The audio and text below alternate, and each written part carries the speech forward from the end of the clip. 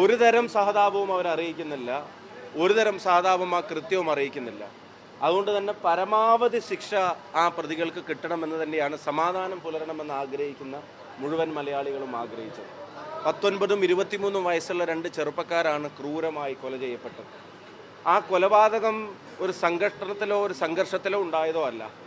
സ്ഥലവും നാളും തീയതിയും സമയവും കുറിച്ച് ആളുകളെ തീരുമാനിച്ച് അവിടെ കൊണ്ടുവന്ന് പ്ലാൻ ചെയ്ത്, പാർട്ടി പ്ലാൻ ചെയ്ത്, ഞാൻ മുമ്പ് പറഞ്ഞതുപോലെ പാർട്ടി തിരക്കഥ എഴുതി CPM അഭിനേതാക്കളെ വിട്ട് CPM സംവിധാനം ചെയ്ത് നടപ്പിലാക്കിയ ഒരു കൊലപാതകമാണ്.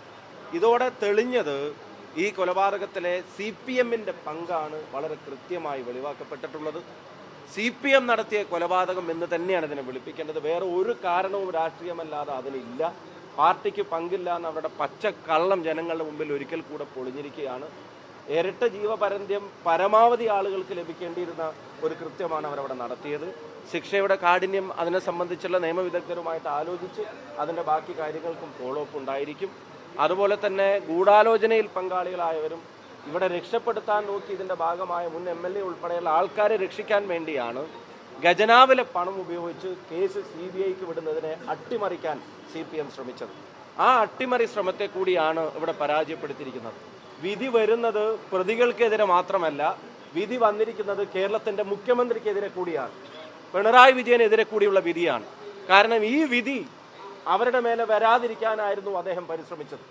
ആ മുഖ്യമന്ത്രി പദവി ദുരുപയോഗം ചെയ്ത്, ജനങ്ങളുടെ നികുതി പണത്തെ ദുരുപയോഗം ചെയ്ത് ഈ ക്രിമിനലുകളെ രക്ഷിച്ചെടുക്കാൻ ശ്രമിച്ച അദ്ദേഹത്തിനുള്ള തിരിച്ചടിയാണ്, പിണറായി വിജയനുള്ള തിരിച്ചടിയാണ് ഈ വിധി എന്ന് പറയാതിരിക്കാൻ കഴിയില്ല. കൂടുതൽ കാര്യങ്ങൾ വക്കീലുമായിട്ടും അവിടുത്തെ അതിൻ്റെ കാര്യങ്ങൾക്ക് നേതൃത്വം നൽകിയ ആളുകളുമായി സംസാരിച്ചിട്ട് വിധിയെപ്പറ്റി കൂടുതൽ കാര്യങ്ങൾ പ്രതികരിക്കും. എന്താണെങ്കിലും ആ കുടുംബം അനുഭവിച്ചത് ഇത്രയും നാൾ, അതുപോലെ തന്നെ ഈ കേസുമായി ബന്ധപ്പെട്ട് പാർട്ടി എടുത്ത ഇനീഷ്യേറ്റീവ്, അവർക്ക് അനർഹമായതൊന്നും അവർക്ക് ലഭിക്കാതിരിക്കാൻ കാണിച്ച ജാഗ്രത, ഈ കേസിൻ്റെ ഉടനീളം അത് കണ്ടിട്ടുണ്ട്. CBI കോടതിയിൽ അപ്പിയർ ചെയ്ത വക്കീൽ ഉൾപ്പെടെയുള്ള അഭിഭാഷകരുടെ ടീമും അവരെല്ലാവരും നീതിക്ക് വേണ്ടി കഠിനമായി അധ്വാനിച്ചിട്ടുണ്ട്. കേരളം കാത്തിരുന്നതാണ് പ്രതികൾക്ക് പരമാവധി ശിക്ഷ. ശിക്ഷയുടെ കാഠിന്യം, അതിൻ്റെ കൂടുതൽ വിശദാംശങ്ങൾ പുറത്തായാലേ അതിൻ്റെ കാര്യങ്ങൾ അറിയാൻ പറ്റും. ഒരു കാര്യം ഇപ്പോഴും ശ്രദ്ധിക്കുക, നവമാധ്യമങ്ങളിലൂടെ അല്ലാതെയൊക്കെ ഇപ്പോഴും ഈ കൊലപാതകത്തെ ആഘോഷിക്കുന്നവരുണ്ട്, ന്യായീകരിക്കുകയും ആഘോഷിക്കുകയും ചെയ്യുന്നവരുണ്ട് ഇപ്പോഴും. അത് ഈ മരണപ്പെടേണ്ടവർ എന്ന് വിധി എഴുതി ഇപ്പോഴും ആഘോഷിച്ചുകൊണ്ടിരിക്കുക. അത് പാർട്ടിയുടെ ആറ്റിറ്റ്യൂഡാണ്. കാരണം ഗവൺമെൻറ് തന്നെ ക്രിമിനലുകളുടെ രക്ഷയ്ക്ക് വേണ്ടി കോടിക്കണക്കിന് രൂപ നികുതി പണം ഉപയോഗിക്കുന്നത് കാണുമ്പോൾ അണികൾക്ക് കിട്ടുന്ന മെസ്സേജ് എന്ത് വില കൊടുത്തും സംരക്ഷിക്കേണ്ടത് ഈ പ്രതികളെയാണ് എന്നുള്ളതാണ്. ഗുണ്ടകളുടെ വസന്തകാലമാണ് ഈ ഭരണം എന്നുള്ളത് ഒരിക്കൽ കൂടി തെളിഞ്ഞു. അതിനെതിരായിട്ടാണ് വിധി വന്നിരിക്കുന്നത്. ആവർത്തിച്ച് ഞാൻ പറയുന്നു, പ്രതികൾക്കെതിരെ മാത്രമല്ല, ഇത് കേരളത്തിൻ്റെ മുഖ്യമന്ത്രിക്കെതിരെ കൂടെ വന്ന വിധിയാണ്. ഇനിയെങ്കിലും ആ ഖജനാവിലേക്ക് ചെന്ന, ഖജനാവിൽ നിന്ന് ഒഴുക്കിയ സാധാരണ ജനങ്ങളുടെ നികുതി പണം തിരിച്ചടക്കാൻ CPM തയ്യാറാവണം. സ്റ്റേറ്റിൻ്റെ ഒരു ഗുണത്തിനും വേണ്ടി ചെലവഴിക്കപ്പെട്ട പണമല്ല അത്, പൂർണ്ണമായും പാർട്ടി ക്രിമിനലുകളുടെ താല്പര്യത്തിന് വേണ്ടി ചെലവഴിക്കപ്പെട്ടതാണ്.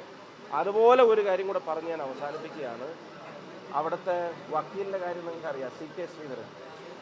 ഈ കുടുംബങ്ങളിൽ ചെന്ന് ആശ്വസിപ്പിച്ചിട്ടും ഈ പ്രതികൾക്ക് പരമാവധി ശിക്ഷ മേടിച്ചു കൊടുക്കണം എന്ന് ഈ സഹോദരിമാരോട് ഉൾപ്പെടെ പറഞ്ഞിട്ടും പിണറായി വിജയനുമായി ഒത്തുകളിച്ച് പാർട്ടി മാറി, കാലുമാറി, കൂറുമാറി അപ്പുറത്ത് ചെന്നിട്ട് ഈ കൊല്ലപ്പെട്ടവരുടെ അമ്മമാരെ ക്രോസ് ചെയ്യുന്ന തരത്തിലേക്കുള്ള അധപ്പതനം, എത്തിക്കൽ അധപ്പതനം, അതുപോലെ തന്നെ പൊളിറ്റിക്കൽ അധപ്പതനം, ഒരു മനുഷ്യൻ എന്നുള്ള നിലനിൽക്കുള്ള അധപ്പതനത്തിൻ്റെ അങ്ങേ അറ്റമായിരുന്നു അത്. അപ്പം ഈ മുൻ MLA ഉൾപ്പെടെ രക്ഷിക്കാൻ പിണറായി വിജയൻ കണ്ട വഴിയായിരുന്നു അത്. CK ശ്രീധരനെ അപ്പുറത്തേക്ക് കാലുമാറ്റുക. അതിനും കൂടെ എതിരെയുള്ള തിരിച്ചടിയാണ് ഈ വിധി.